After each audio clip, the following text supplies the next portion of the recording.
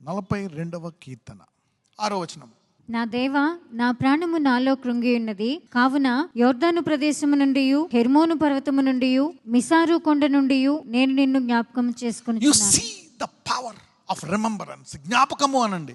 Remembrance is very powerful thing. ఆయన సన్నిధిని జ్ఞాపకం చేసుకుంటాడు, ఆయన శక్తిని. దావీదు కూడా ఇదే పరిస్థితి. అనేక సార్లు జ్ఞాపకం చేసుకుంటూ ఉంటాడు. దేవుడు ఇజ్రాయెల్ పట్ల చేసిన కార్యాలను జ్ఞాపకం చేసుకుంటూ ఉంటాడు. నువ్వు ఎలా సృష్టించావని ఆ సృష్టిని చూసి ఆయన జ్ఞాపకం చేసుకుంటూ ఉంటాడు. రకరకాల అద్భుతాలన్నీ కూడా జ్ఞాపకం చేసుకుని తన కష్టాల్లో నెమరు వేసుకుని. This is a big secret. Remembering. Do not forget the blessings of God. అందుకే దేవుడు సాక్ష్యాలను మర్చిపోకూడదు. దేవుడు ఎందుకు చేస్తూ ఉంటాడు అంటే, ఇంకా నేను అద్భుత కార్యాలు చేస్తున్నాను. God does this miracles. ఇక్కడ వీళ్ళ యొక్క నిలకడకు ఏంటంటే జ్ఞాపకం చేసుకుంటున్నారండి. Remembrance changes your language in tough times.